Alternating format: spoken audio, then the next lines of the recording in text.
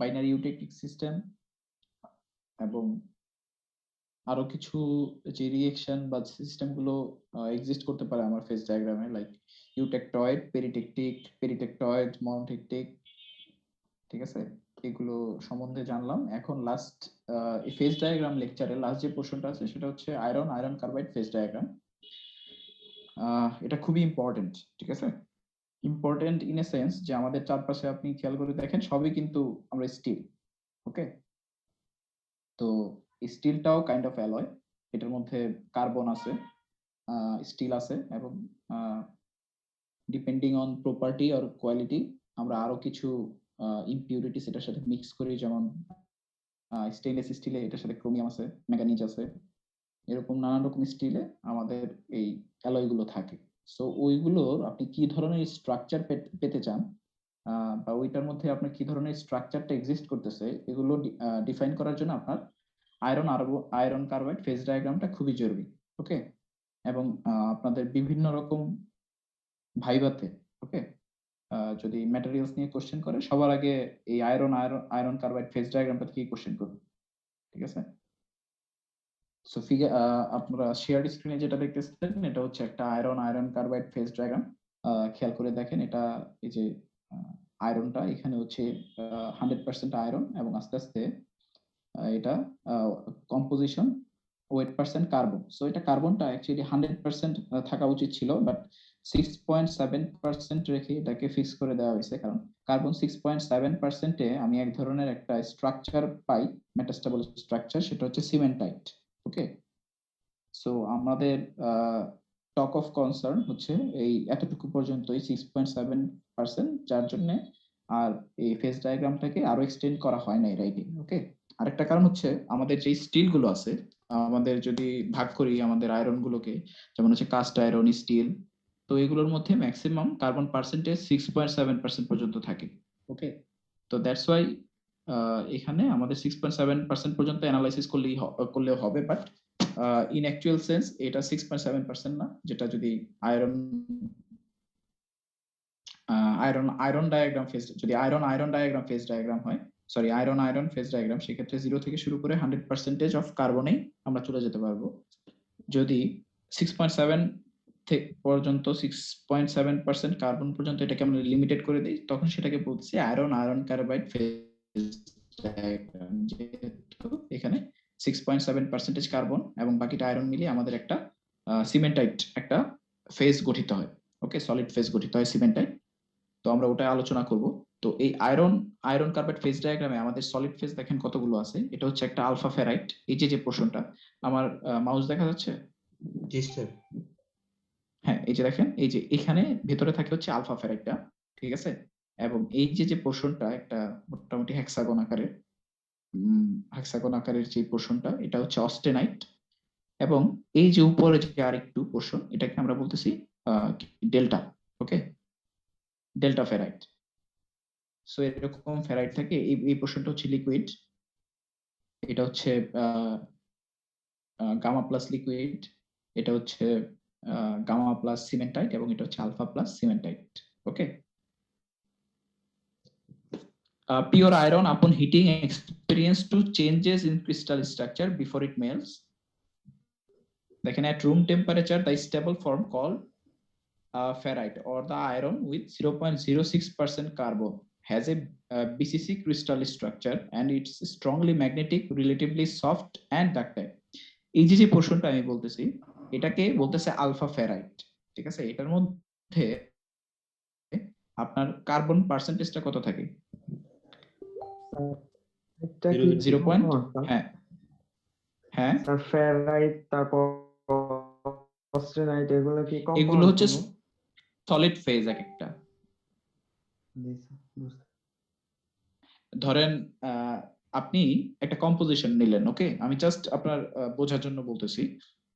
ধরেন আপনি 3%, ওকে, 3% আপনি কার্বন নিলেন আয়রনের মধ্যে, তাহলে খেয়াল করে দেখেন তো আপনি কি কোনো অস্টেনাইটের কোনো ফেজ পাবেন নাকি ওটার মধ্যে?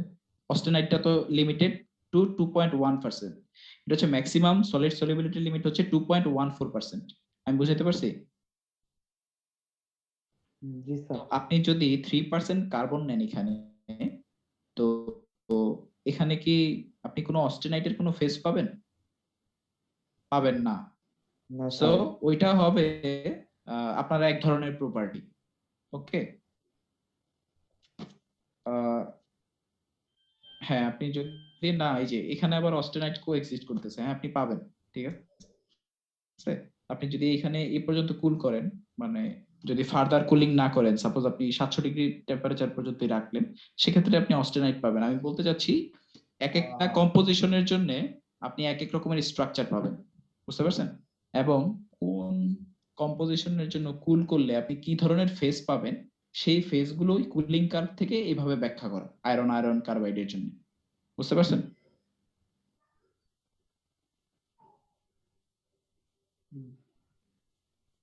ধরেন এটা এভাবে মানে স্ট্রাকচার করছে, সাপোজ যে 0.02% কার্বন নিয়েছে, সেক্ষেত্রে কুলিং কার্ভটা একরকম আসছে, আস্তে আস্তে বাড়াইছে কার্বনের ওয়েট পার্সেন্টেজ বা বাড়িয়ে বাড়িয়ে কিরকম হয়, ঠিক আছে? ওরকম করেই আমার ফেজ ডায়াগ্রামটা হচ্ছে ডেভেলপ করা। সো এখানে দেখেন আমার কি আছে, at room temperature the stable form call the কি এটা alpha ferrite with 0.06% carbon has a BCC crystal structure and it's strongly magnetic, relatively soft and ductile. Ferrite experiences a polymorphic transformation to FCC austenite. FCC বলতে তো বুঝতেছেন ওই যে BCC body centered cubic, FCC face centered cubic, okay, at 912 degree centigrade, অর্থাৎ 912 degree সেন্টিগ্রেডের উপরে গেলে আমি কি পাবো? আমি অস্টেনাইট ফেজটা পাবো, যেটা হচ্ছে স্ট্রঙ্গার এবং লেগস ডাকটাইল দেন ফেরাইট, এবং এটা হচ্ছে নন ম্যাগনেটিক। এবং এই অস্টেনাইট ফেজটা আমার কত ডিগ্রি পর্যন্ত পারসিস্ট করবে? এই যে 1394 ডিগ্রি সেন্টিগ্রেড পর্যন্ত আমার পারসিস্ট করবে, at which the temperature of the FCC austenite reverts back to BCC phase known as the delta ferrite, which finally melts at 1538 degree centigrade 1538 degree centigrade temperature. এই যে এটাকে বলতেছি আমি ডেল্টা ফেরাইট। ওকে, so এটা হচ্ছে আমার alpha ferrite, এটা delta ferrite, এটা হচ্ছে অস্টেনাইট। ওকে, the composition axis extends only to 6.78% carbon. At this concentration, the intermediate compound iron carbide and cementite is formed, extremely hard and brittle and magnetic at room temperature. যেটা বললাম যে আমার কই sorry এই যে এখানে আমার 6.7% কার্বনটে আমার সিমেন্টেটটা গঠিত হইতেছে। এটাকে যদি আপনি আরো এটা এক্সটেন্ড করেন, আপনি সবশেষে গিয়ে কার্বন পাবেন আর কি। সো সিমেন্টেটটা পর্যন্ত আমরা ব্যাখ্যা করতেছি। এবং carbon is an interstitial impurity. Interstitial মনে আছে এটা বলতে কি বোঝায়? ইন্টারস্টিশিয়াল ইম্পিউরিটি, অর্থাৎ এটা সাবস্টিটিউশনাল না। এটা ইন্টারস্টিশিয়াল মানে হচ্ছে ওই যে কোনো অ্যাটমকে রিপ্লেস করবে না, রেদার আমার ইন্টার অ্যাটমিক যেই ফাঁকা জায়গাগুলো আছে ওইখানে গিয়ে বসবে। ঠিক আছে? and forms a solid solution with each of alpha and delta ferrites and also with the austenite, অর্থাৎ আমার কার্বনটা এই সবগুলোর সাথেই যুক্ত হবে। এখন বিসিসি তে কেন শুধুমাত্র 0.2%? কারণ হচ্ছে যে যেহেতু এটা ইন্টারস্টিশিয়াল ইম্পিউরিটি, বিসিসি স্ট্রাকচার মানে কি? Body centre cubic. Okay, body centre মানে হচ্ছে ওই যে শুধুমাত্র কিউবিকের মাঝখানে একটা থাকবে এবং 6 কোণায় 6টা থাকবে। তো সেক্ষেত্রে আমার ইন্টার অ্যাটমিক যেই জায়গাটুকু বা ল্যাটিসের মধ্যে ফাঁকা জায়গা কমে যায়। সো সেই ক্ষেত্রে আমার এই ফেরাইটটা খুব বেশি কার্বনকে জায়গা দিতে পারে না। দ্যাটস ওয়াই এটা হচ্ছে 0.02%, ম্যাক্সিমাম সলিবিলিটি এট 727 ডিগ্রি সেন্টিগ্রেড, যেটা এখানে প্রকাশ করতেছে। দেখেন এই যে, সো আলফা ফেরাইটের আমার ম্যাক্সিমাম সলিবিলিটি কত? 0.022%। ওকে, আবার the austenite or the gamma phase of iron when alloyed with carbon alone is not stable below 727 degree centigrade, অর্থাৎ এটা বোঝাচ্ছে এই যে 727 ডিগ্রি সেন্টিগ্রেডের নিচে আর অস্টেনাইটটা কিন্তু এক্সিস্ট করতেছে না। সো এটা নিচে এই অস্টেনাইট ফেজটা স্টেবল না।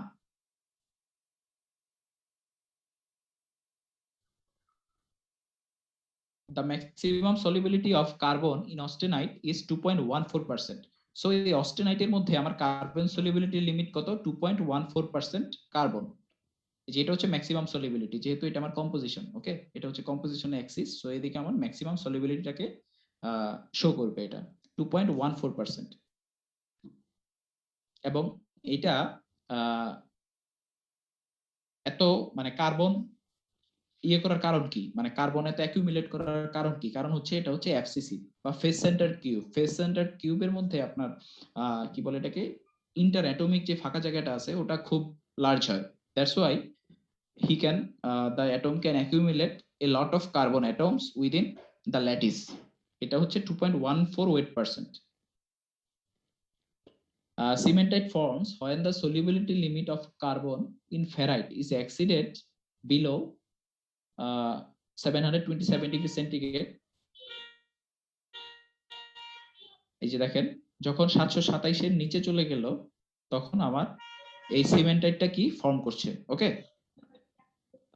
cementite will also coexist with the austenite phase between 727 and 1147 degree centigrade, অর্থাৎ এই যে কই 727, হ্যাঁ 727 আর 1147, এটার মাঝখানেও কিন্তু আমার সিমেন্ট আছে। এখানে অস্টেনাইটের সাথে কোএক্সিস্ট করতেছে, এটা আলফা ফেরাইটের সাথে কোএক্সিস্ট করতেছে। এবং আপনি এই দেখেন তো এই যে আয়রন আয়রন কার্বাইড ফেজ ডায়াগ্রামটা আছে, এটার মাঝখানে যে রিঅ্যাকশন গুলো একটু আগে পড়াইছি, কোন কোন রিঅ্যাকশনটা আছে আপনি একটু খেয়াল করেন তো। যেমন এখানে লিকুইড থেকে আমি দুইটা সলিড ফেজ পাচ্ছি, এটাকে কি রিঅ্যাকশন বলে? এই লিকুইড থেকে দুটা সলিড সলিড ফেজ পাচ্ছি। এখানে 4.3% হচ্ছে আমার carbon percentage, sorry carbon weight percent. So এটাকে আমি বলতেছি ইউটেকটিক রিঅ্যাকশন। এই যে এখানে একটা ইউটেকটিক রিঅ্যাকশন হচ্ছে, আর এইখানে আমার কি হচ্ছে, একটা সলিড ফেজ ডিকম্পোজ হয়ে আরো দুইটা সলিড ফেজে পরিণত হচ্ছে। এটাকে কি বলতেছি? এটাকে বলতেছি ইউটেকটোয়েড reaction. occurs at 0.76% weight percent carbon and at 727 degree centigrade temperature.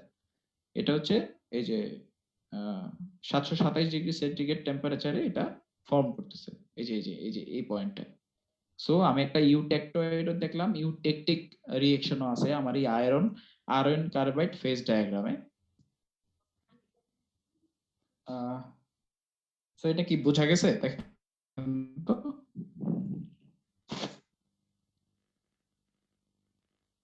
শুনতেছেন আমাকে?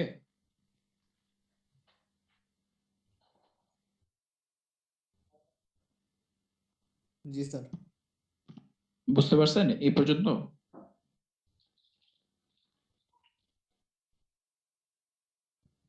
মানে এই পর্যন্ত যা পড়ালাম, এই যে আয়রন আয়রন কার্বাইড ফেজ ডায়াগ্রামে কারো কোনো কোশ্চেন আছে?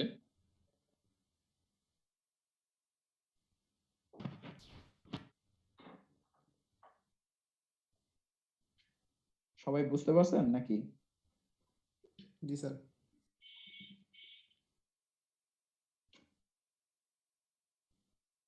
ওকে, তাহলে আমরা যদি এটা বুঝে থাকি তাহলে হচ্ছে ডেভেলপমেন্ট অফ মাইক্রোস্ট্রাকচারটা দেখি। এই আয়রন কার্বন অ্যালয়ে আপনারা একটু ফিগারটা দেখুন।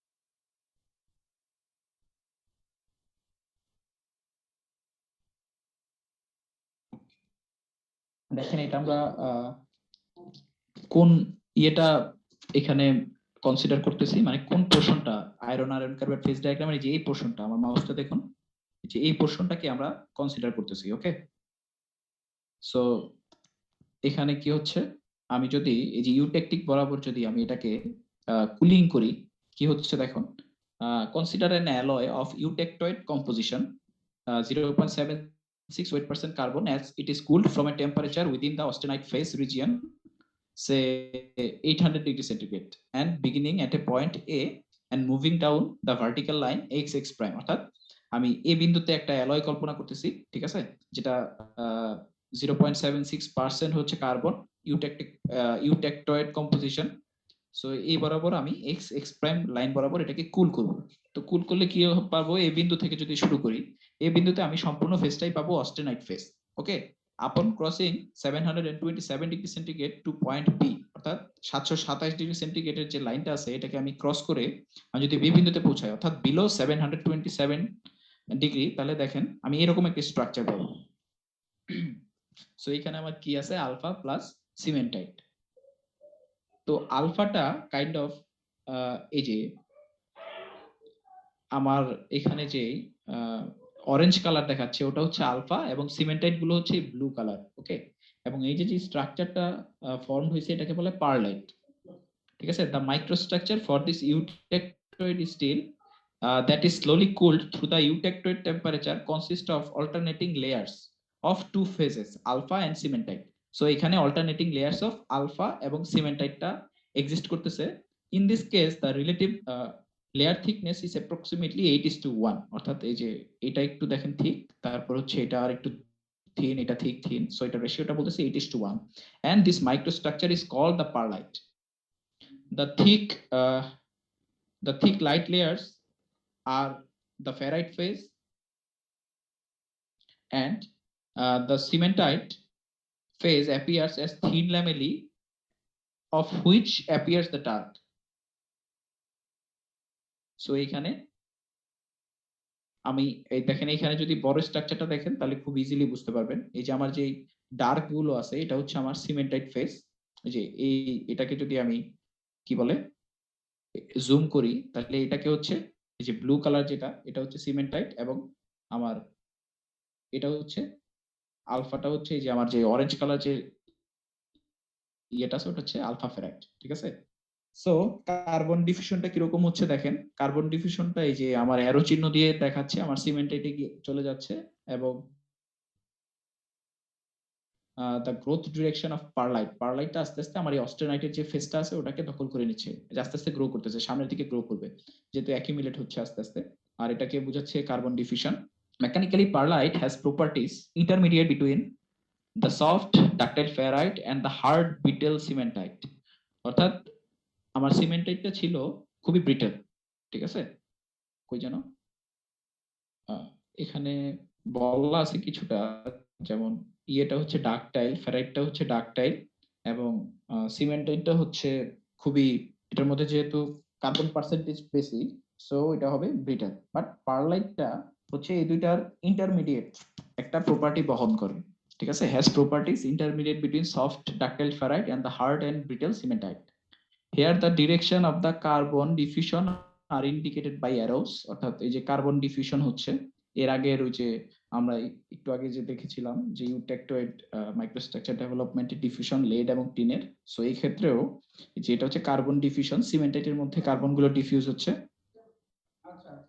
Carbons atoms diffuse away from 0.022 ওয়েট% ফেরাইট, অর্থাৎ ফেরাইট থেকে আস্তে আস্তে গিয়ে 6.7 ওয়েট% সিমেন্টাইট লেয়ারের দিকে আমার কার্বন গুলো ডিফিউশন হচ্ছে।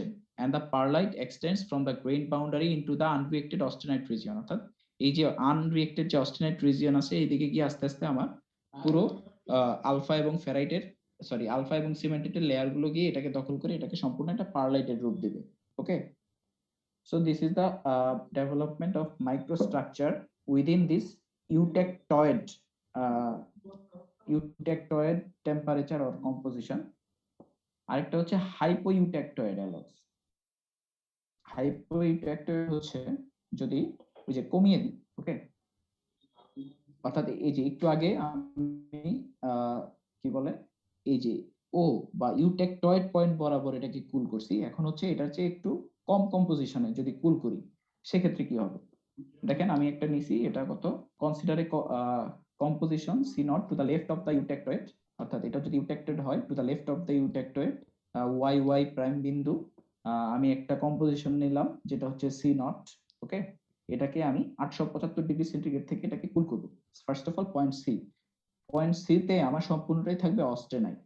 ওকে, সি থেকে থাকবে সম্পূর্ণটাই অস্টেনাইট। তারপর যখন আমি ডি বিন্দুতে আসবো 775 ডিগ্রি সেন্টিগ্রেড, তখন এখানে কি এক্সিস্ট করতেছে আমার, এখানে কি এক্সিস্ট করতে আলফা প্লাস অস্টেনাইট। ওকে, তো এই যে আলফার ছোট ছোট দানাগুলো স্ফিয়ার আকারে গ্রেইন বাউন্ডারিতে ফর্ম হবে আপন ফার্দার কুলিং, অর্থাৎ ই বিন্দুটা দেখেন আপনার ইউটেক্টোয়েড টেম্পারেচারের প্রায় কাছাকাছি। সো এইখানে গিয়ে কি হবে, এগুলো একটু ইট উইল গ্রো লার্জার, ঠিক আছে, যে অস্টেনাইট গুলো একটু লার্জার ফর্ম করছে।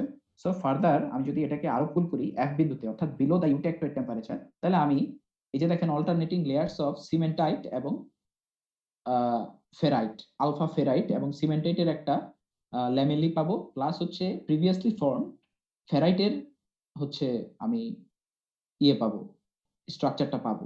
সো সবটা মিলিয়ে আমি একটা স্ট্রাকচার পাবো যেটাকে বলতেছি হাইপো ইউটেক্টয়েড অ্যালয়, যেখানে এই যে এটাকে বলতেছে, যেহেতু এটা আগে ফর্ম করছে, এটাকে বলতেছে প্রো ইউটেক্টয়েড আলফা। খেয়াল করে দেখেন, একটু আগে বলছিলাম প্রো ইউটেকটিক, ঠিক আছে, আর এখানে বলতেছি প্রো ইউটেক্টয়েড আলফা, আর এটাকে বলতেছে ইউটেক্টয়েড আলফা বা ইউটেক্টয়েড সিমেন্টাইট, দুটো মিলে হচ্ছে যেহেতু অল্টারনেটিং ল্যামেলি, এটাকে বলতেছি পার্লাইট। ওকে, এবং এটা হচ্ছে হাইপার ইউটেক্টয়েড অ্যালয়। হাইপার ইউটেক্টয়েডটা হচ্ছে, ধরেন এটা ছিল ইউটেক্টয়েড, এটা হাইপো ইউটেক্টয়েড, এটা হচ্ছে হাইপার ইউটেক্টয়েড। সো এইখানেও সেম, দেখেন জি বিন্দুতে হচ্ছে আমার কি সম্পূর্ণটাই অস্টেনাইট, এইচ বিন্দুতে আসার পর আমার এখানে কি এই ফেজটা হচ্ছে অস্টেনাইট আর সিমেন্টাইট। সো এইখানে কিন্তু আর ফেরাইট হবে না, যেই আমার স্ফিয়ারের মতো যেই দানাগুলো আমার বাউন্ডারি গ্রেইনের মধ্যে ফর্ম করেছে, এগুলো কিন্তু আসলে সিমেন্টাইট। ওকে, এই সিমেন্টাইট গুলো ফর্ম করতেছে, এবং ফাইনালি যখন আমি ইউটেক্টয়েড টেম্পারেচারের নিচে কুল করব, তখন এইগুলো হয়ে যাবে হচ্ছে এই যে কমন যেই লেয়ারটা, এটা হয়ে যাবে, অর্থাৎ এটাকে বলতেছে প্রো ইউটেক্টয়েড সিমেন্টাইট। এবং এই বাউন্ডারির মাঝখানে যে অল্টারনেটিং লেয়ার্স আছে, এগুলো হচ্ছে আলফা এবং হচ্ছে ইউটেক্টয়েড সিমেন্টাইট, ঠিক আছে, বা এটাকে আপনি পারলাইট বলতে পারেন। তো আগেরটায় যেখানে ছিল ফেরাইট বা প্রো ইউটেক্টয়েড ফেরাইট বা আলফা ছিল, এটা হয়ে গেছে প্রো ইউটেক্টয়েড সিমেন্টাইট। যেমন এই যে এটাকে প্রো ইউটেক্টয়েড সিমেন্টাইট বলতে পারেন, এটাকে প্রো ইউটেক্টয়েড সিমেন্টাইট বলতে পারেন, এটাকে বলতে পারেন। এবং এগুলোর মাঝখানে যে লিমিট কনফাইন্ড যে অল্টারনেটিং লেয়ার্স অফ আমার সিমেন্টাইট আছে বা আলফা আছে, সেগুলোকে আমি বলতেছি perlite. As the temperature is lowered through the eutectoid to point I, যদি আমি I পয়েন্টে যাই, all the remaining austenite of eutectoid composition is converted into perlite, আমার পারলাইটে পরিণত হবে। ওকে, and the resulting microstructure consists of perlite and pro-eutectoid cementite, অর্থাৎ এই পুরোটাকে perlite বলতেছি। আর যে মানে এর আগে অর্থাৎ এই ফেজে যে আমার সিমেন্টাইটটা ফর্ম হয়েছে, সেটা হচ্ছে প্রো ইউটেক্টয়েড সিমেন্টাইট। এবং আমি ফার্দার এই অ্যালয়টাকে বলতেছি কি হাইপার ইউটেক্টয়েড অ্যালয়, অর্থাৎ হাইপার ইউটেক্টয়েড অ্যালয়ে আমি আমার এন্ড যে প্রোডাক্টটা সেটা এরকম পাবো। বুঝাইতে পারছি?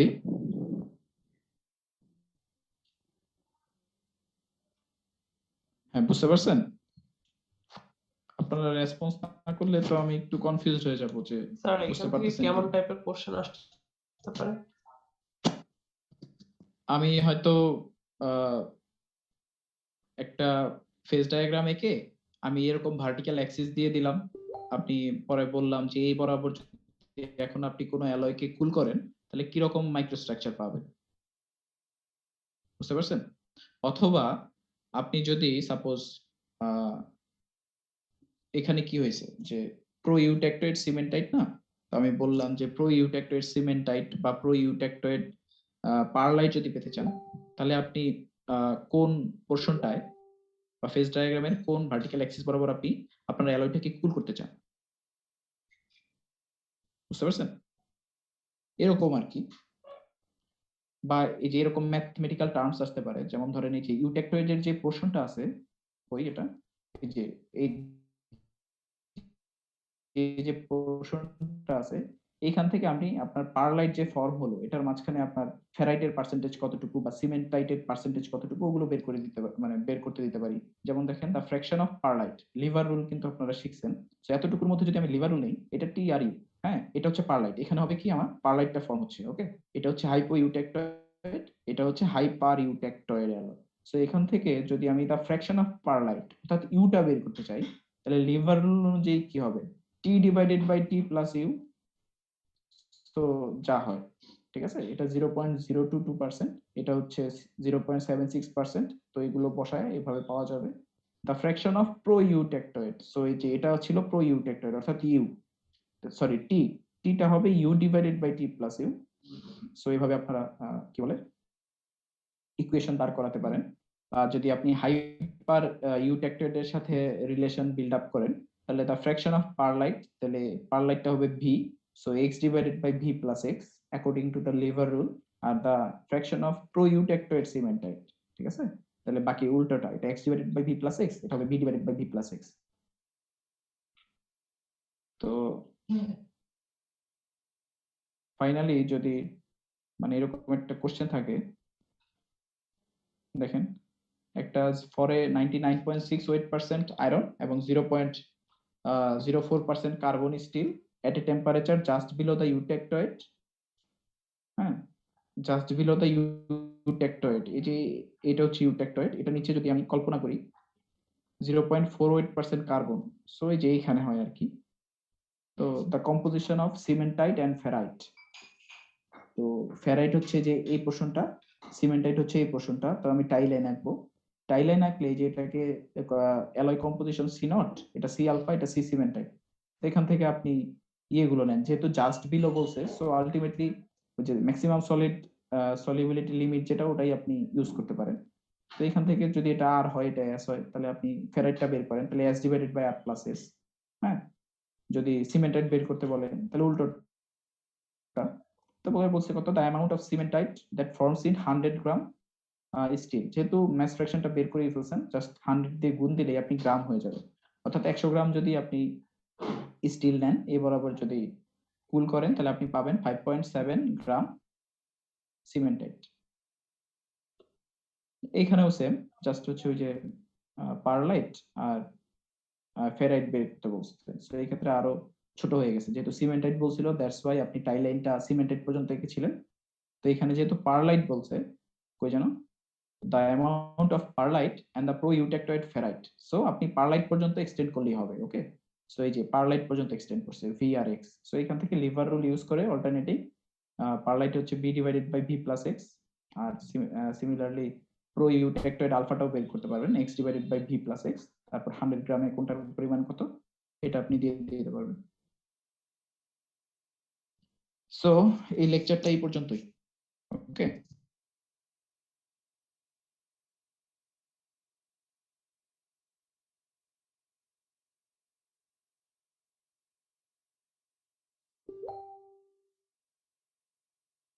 কালকে মানে আজকে রাতেই আমি আপলোড করে দেব ভিডিও লেকচার গুলো সহ। ওকে ওকে স্যার। জি স্যার। ওকে, আপনারা, আমি তো বলছিলাম যে আপনারা বই পড়তে পারেন, বইয়ে আরো ডিটেলস আছে, এটা সম্পূর্ণ লেকচারটাই হচ্ছে ক্যালিস্টারের বই থেকে নেওয়া। হ্যাঁ, আমি কি বইটা আপলোড করে দেব? জি স্যার, দিলে ভালো হয়। জি স্যার, দিলে ভালো। পিডিএফটা দিলে ভালো হয়। আচ্ছা, আমি হ্যাঁ আমি তাহলে এই আরো যে আমার কাছে মানে কালেকশনে যে দুইটা বই আছে আমি দিয়ে দিব সবগুলো। হ্যাঁ, আর হচ্ছে লেকচারটাও সম্পূর্ণ দিয়ে দিব। আমি সিআর এর সাথে কথা বলে কালকের ক্লাসটা ফিক্স করে নিব, ঠিক আছে? সিআর আছেন এখানে? জি স্যার। আচ্ছা, আমি আপনার সাথে পরে কথা বলে ক্লাস সেট করে নিব। ওকে আচ্ছা স্যার, ঠিক আছে। ওকে, আমি নেক্সট উইকের ক্লাস